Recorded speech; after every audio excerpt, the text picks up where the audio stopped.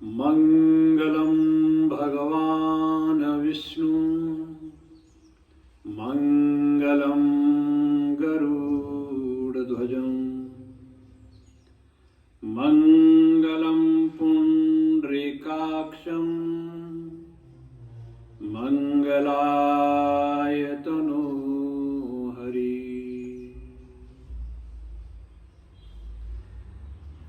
महाराज जी राधे राधे। राधे राधे बेटा। मेरा नाम प्रतिमा है और मैं दिल्ली से आई हूँ। मैं आपकी काफ़ी बड़ी अनुयायी हूँ। मैं अच्छा। आपकी कथाएं सुनती रहती हूँ। यूट्यूब पे भी मैंने काफ़ी बार आपकी कथाएं सुनी हैं और जब आपकी दिल्ली में कथा हुई थी तो वहाँ भी मुझे सुनने का अवसर मिला था, तो मैंने वहाँ भी सुनने आई थी मैं। बहुत बढ़िया। और मैंने यूट्यूब पे काफ़ी आपको देखा है और आपने एक भविष्यवाणी भी करी थी हमारे क्रिकेट को लेके, विश्व कप को लेके। तो मैं चाहती हूँ कि आप हमारे देश और जो विदेश के लिए कुछ बताएं, क्योंकि आपका ज्योतिष में काफ़ी अच्छा ज्ञान है। तो मैं चाहती हूँ कि आप कुछ हमारे देश के लिए बताएं कि आगे का समय कैसा है। बहुत अच्छा प्रतिमा जी। तो आपने बड़ा सुंदर प्रश्न पूछा और अच्छे समय पर एक अच्छा प्रश्न किया है आपने। भगवान की कृपा से और हम मेरे गुरुदेव की कृपा से मुझे जो प्राप्त है, मैं चाहता हूं मैं उसे आम जनमानस के लिए बांटूं। अभी अभी हमारा विक्रमी नव संवत्सर सिद्धार्थी आया है। सिद्धार्थी नव संवत्सर हमारे रुद्र विंशति संवत में आता है। आप पूछेंगे कि ये रुद्र विंशति क्या होता है? हमारे हिंदू सनातन धर्म के अनुसार, हमारे वेद पुराणों के अंतर्गत सभी संवत्सरों की संख्या 60 है और यही नव संवत्सर बारी बारी से अपनी रोटेशन में प्रतिवर्ष आते बदलते रहते हैं। तो इन 60 संवतों का जो विभाजन है वह वेद के अनुसार, हमारे ज्योतिष गणना के अनुसार 3 भागों में बांट दिया है। जो पहला भाग है 1 से 20 तक का जो संवत्सर है, ये ब्रह्म विंशति संवत है। और इसके बाद के जो 20 संवत हैं वह हरि विष्णु विंशति संवत हैं। और इसके बाद जो 20 संवत आखिर वाले हैं वह रुद्र विंशति संवत है। तो इसलिए जो अभी आपका सिद्धार्थी नव संवत्सर है, ये हमारे रुद्र विंशति संवत का 13वां संवत है। भगवान की बड़ी कृपा है कि इन संवत्सरों में ही जैसे मंत्रिमंडल बैठता है, ऐसा ही मंत्रिमंडल हर वर्ष बैठता है। उसमें राजा, मंत्री, सभी देवता जिसके अधीन की सारी व्यवस्थाएं हैं, वह जना हमारे इस नव संवत्सर में होता है। और अब आप ये संवत्सर के लिए पूछेंगे कि ये संवत्सर कैसे शुरू हुआ? कि हमारा जो सन ईस्वी है, मान लो आजकल 2025 चल रहा है,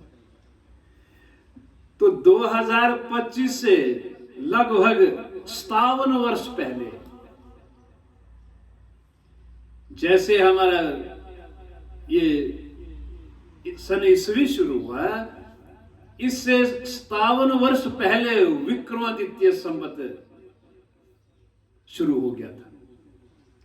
इसका अर्थ ये हुआ कि हमारा जो विक्रमी संवत है, जो सन है तुम्हारा ईस्वी, इसमें 57 जोड़ लो और विक्रमी नव संवत्सर आ जाएगा।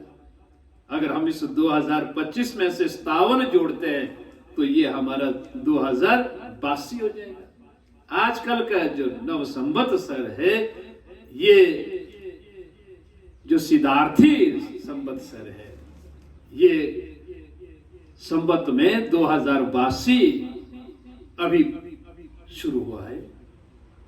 ये राजा विक्रमादित्य अयोध्या के राजा थे और उन्होंने अपने कार्यकाल में इस संवत्सर को आरंभ किया। संवत्सर आरंभ करने का एक विशेष व्यवस्था है कि जो राजा अपने साम्राज्य के अंदर सभी जन साधारण का वह ऋण माफ कर दे, तभी विक्रमी संवत आरंभ हुआ। ये फिर कभी बात, परंतु आज जो आपने पूछा कि महाराज मैंने आपके YouTube चैनल के माध्यम से कथाओं को श्रवण करती हूँ और ज्योतिष के टिप्सों को आपके YouTube चैनल के माध्यम से देखती हूँ। ठीक कहा आपने कि मैंने एक बार विश्व कप के लिए भी भविष्यवाणी की थी। इसलिए आज जिस भविष्यवाणी की आप बात कर रहे हैं, मैं जो ना एक विशेष तथ्य पर, एक प्रमाण के आधार पर, उस प्रमाण में मैं सूरदास महाराज जी को अपना एक विशेष पथ प्रदर्शक और उनकी कृपा का जो छाया वृक्ष है उसको सानिध्य मान करके उस आधार पर जो ना कुछ कहना चाहता हूं। जो आपने पूछा कि भारतवर्ष का क्या होगा इस बार, हमारी दुनिया का क्या होगा, दुनिया के देशों का क्या होगा, तो इन संवत्सरों के देवता मैंने कहे कि 20 संवत्सर के ब्रह्मा जी हैं, उसके 20 के हरि विष्णु है, 60 संवत्सर के जो आखिरी 20 संवत है उसके भगवान रुद्र है। भगवान रुद्र को विनाश का भी देवता कहा है। ये नहीं कि वो सिर्फ विनाश करते हैं, भगवान शिव तो त्रिलोकी के स्वामी है, जिसके अधीन त्रिलोकी है ये। परंतु ये कहना बड़ा आवश्यक होगा कि भगवान शिव की अनुमति से विनाश नहीं हो सकता। विनाश के देवता तो नहीं कह सकते, परंतु उनकी अनुमति के बिना इस सृष्टि का विनाश नहीं हो सकता। तो अब जिस विशेष योग के बारे में मैं आपसे कहना चाहता, इसे जना सभी दर्शक आपके YouTube चैनल के माध्यम से ध्यान पूर्वक सुनना कि सूरदास जी महाराज का जीवन क्या है, उनकी जीवनी के बारे में कहने की जरूरत नहीं। भारत क्या विदेश का बच्चा बच्चा जानता है कि सूरदास जी महाराज कौन थे। परंतु उनका जो पूर्व जन्म है उसके विषय में थोड़ी सी बात आपको कहूं कि ये पूर्व जन्म के उद्धव जी हैं। जो उद्धव महाराज भगवान श्री कृष्ण के परम मित्र थे, द्वापर में ब्रज में लीला करते थे। एक बार भगवान निकुंज लीला कर रहे थे, भगवान ने अष्ट सखियों और अपने द्वारपालों को आदेश दिया कि कोई भी प्राणी प्रवेश ना करे हमारे इस निकुंज में जब तक लीला हो रही हो। तो ऐसा लिखा है महाराज के उद्धव जी नहीं माने और उद्धव जी जबरदस्ती प्रवेश कर गए और भगवान जिस निकुंज में लीला कर रहे थे वहां पहुंच गए। जब वहां पहुंचे तो भगवान श्री कृष्ण जी खड़े हो गए और कहा, उद्धव ये अच्छा नहीं हुआ, क्योंकि इस निकुंज लीला को मेरे और श्री जी के अलावा कोई देख नहीं सकता था। अब आप आगे हैं, आप एक तो मित्र हैं, दूसरे गुरु बृहस्पति जी के तुम शिष्य हैं, बहुत विद्वान और तुम प्रकांड व्यक्ति हैं। तो अब मेरा जो कथन है ये असत्य भी नहीं होगा, क्योंकि यहां ये शर्त थी कि जो भी इस निकुंज लीला में अपनी इच्छा से प्रवेश करेगा, रोकने पर भी नहीं रुकेगा, वह दोनों नेत्रों से अंधा हो जाएगा। उद्धव, इस बार तो तुम मित्र और विद्युता के सहारे जन अपने नेत्र नहीं खो पाओगे, परंतु जब तुम्हारा अगला जन्म सूरदास जी के रूप में होगा तो तुम जन्मांध होंगे और मेरा भजन करते करते तुम मुझे ब्रज में प्राप्त करोगे। ये सूरदास जी का पूर्व जन्म है। तो इन्हीं सूरदास महाराज जी ने अपनी एक भविष्यवाणी की है, उसका प्रमाण है, और हमारे अभी भी सभी कवियों के, हमारे लेखकों के जना सुरक्षित है जितनी भी संहिता है। तो सूरदास महाराज जी लिखते हैं कि संवत 2000 के ऊपर, आजकल बासी चल रहा है, 2082 चल रहा है, तो उन्होंने इतने पहले लिखा, आज से देखो कितना समय हो गया सूरदास जी महाराज को। उन्होंने इस बात को स्पष्ट किया कि संवत जो 2000 के ऊपर 56 वर्ष और पड़ेंगे। समझो कि जब जो संवत 2056 आएगा, फिर उसके बाद का जो समय है वो ठीक नहीं आएगा। क्यों नहीं आएगा? कि उस वक्त माघ विमान अंबर में जावे, गृह गृह युद्ध करे, और विमान निकलेंगे और वो विमान आकाश में उड़ेंगे, और आकाश में उड़ने के बाद वह घर घर युद्ध जैसा वातावरण हो जाएगा। उड़ी विमान अंबर में जाबे, गृह गृह युद्ध करे, मारुत विष फेंके जगमाही, परजा बहुत मरे। कि वो साधारण विमान नहीं होंगे, वो मृत्यु काल का स्वरूप होंगे। तो ये भविष्यवाणी बीत चुकी। जैसे भी दुनिया के देशों का आपस में युद्ध का समावेश बना है, वो सब विदित है। अब आगे लिख रहे हैं सूरदास जी महाराज के, मारुत विष फेंके जगमाही, परजा बहुत मरे, द्वादश कोश शिखा हो जाके, कंठ को तेज मरे। सूरदास होनी सो होई, काहे को सोच करे। कि वो समय तो बीत निकला और थोड़ा बीतता जा रहा है, परंतु अब सूरदास जी महाराज एक बहुत बड़ी विशेष बात ये लिख रहे कि रे मन धीरज क्यों ना धरे, संवत 2000 के ऊपर ऐसा योग पड़े। अब 56 के बाद की भविष्यवाणी कर रहे हैं कि अब जो है ना, सृष्टि के ऊपर वो काल मंडरा रहा है, इस दुनिया के देशों के ऊपर अब निश्चित तौर पर जो है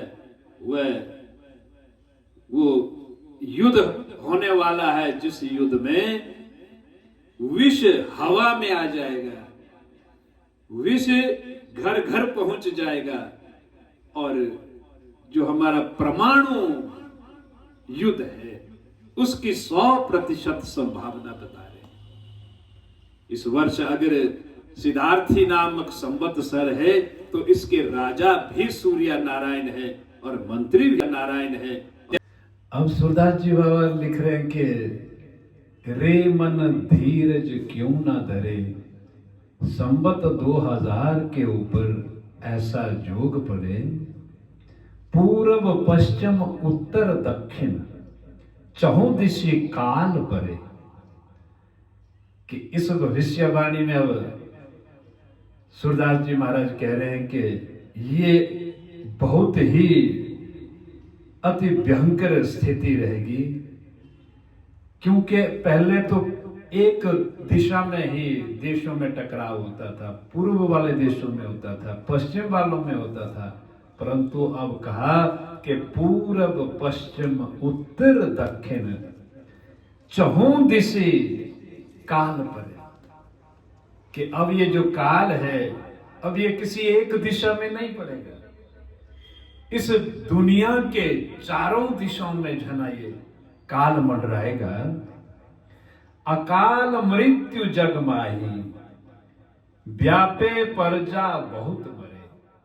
अब जब ये चारों दिशाओं में ये काल व्यापेगा तो समझो कि दुनिया का जना सिर्फ चौथाई भाग बचेगा, बाकी जनमानस सब उस अकाल मृत्यु में मरेगा। जैसे सृष्टि के अंत में समझो कि विनाश की जो लीला भगवान करते हैं, ऐसा होने वाला है। तो अगर ऐसा होने वाला है तो हमारी गणना के अनुसार वर्तमान का जो 2025 का जो संवत्सर है ये सिद्धार्थी है। इसमें इस विनाश की लीला का शुभारंभ होगा और अगला वर्ष नव संवत्सर जो आएगा उसका नाम रौद्र होगा। तो ये जो रौद्र है, इसका इको थोड़ा कम कर दो। ये जो रौद्र संवत्सर है ये रुद्र विंशति संवत है, और रुद्र विंशति संवत में अगर ये अगले वर्ष का रौद्र संवत आएगा तो समझो कि बहुत से देशों के बीच में टकराव और मृत्यु का बहुत बड़ा तांडव नाचेगा, और केवल वही बचेगा जो सतयुग के लिए अपने कर्म धर्म पुण्य एकाग्र कर चुका है, एकत्र कर चुका है। क्योंकि सूरदास महाराज जी अब अपने पद में एक और बात लिखते हैं, ये बड़े ध्यान पूर्वक सुनने की बात है। बस केवल हमारी भविष्यवाणी का जो मूल भाव है, जो सेंट्रल आइडिया है, तो वो भी ये है कि सहस्र वर्ष लगी सतयुग व्यापे। इस कलयुग के ही अंदर 1000 वर्ष के लिए सतयुग आएगा। समझो कि सतयुग में कैसे लोग थे, कैसा आचार व्यवहार था, कैसा दया धर्म था, वो जना इसी कलयुग के बीच में मुझे लगता जो हमारा 7 वर्ष का जो अंतराल है, रुद्र विंशति के लिए अभी 13वां संवत चल रहा है सिद्धार्थी, 14वां रौद्र होगा, और उसके बाद हमारे जो 20 संवत 7 वर्षों में पूरे होने वाले हैं, इसमें महातांडव होगा। और जब हमारा ब्रह्म विंशति संवत आएगा उसके नजदीक 7, 10, 12 वर्षों का जो अंतराल है, उसमें सतयुग जैसा माहौल आने वाला है, एक महामानव आने वाला है इस भारत भूमि में, जो कलयुगी लोगों का विनाश करेगा, और जो दुर्प्रवृत्ति के लोग हैं उनका संहार होगा। बस केवल बचेंगे वही कि सहस्र वर्ष लगी सतयुग व्यापे, सुख की दशा फिरे, तब जना सुख की दशा फिरेगी। स्वर्ण फूल बन पृथ्वी फूले, धर्म की बेल बढ़े, काल व्याल से वही बचे जो गुरु का ध्यान करे। कि जो हरि विष्णु स्वरूप गुरुदेव का ध्यान करेगा, अपने इष्टों का ध्यान करेगा, धर्म के साथ रहेगा, धर्म की बेल बढ़े, काल व्याल से वही बचे जो गुरु का ध्यान धरे। सूरदास हरि की ये लीला टारे नहीं डरे। सूरदास जी कह रहे हैं कि ये ईश्वरीय लीला जना टलती नहीं है। तो जो कुछ सूरदास जी ने कहा है मैं आपको सुना दिया, इसे आप अब प्रमाण माने, आप इसे भगवान का मिस कॉल माने, तो अब तैयार हो जाए।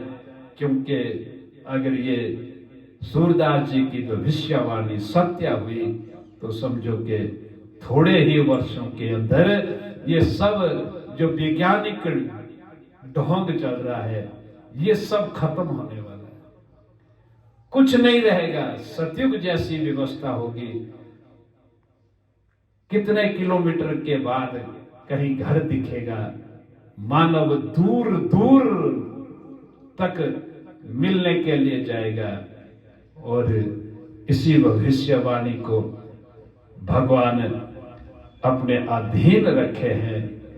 तो आप सभी भगवत भक्तों और ईश्वर प्रेमियों से निवेदन है कि अगर ये सच हुआ तो समझे कि इसके लिए हमें तैयार होना पड़ेगा। हमें अपना नियम, हमें अपना धर्म, हमें अपना कर्म वो जना व्यवस्थित करना पड़ेगा, ताकि हम लोग सतयुग के युग के लिए जना उपयुक्त हो। हमारी सोच, हमारा ज्ञान, हमारा नियम वो जना कलयुग को छोड़ सके और सतयुग जैसे युग को देख सके। 1000 वर्ष तक जो है सतयुग आने वाला है, बस केवल यही मैं कहना चाहता हूं। जय जय श्री राधे श्याम।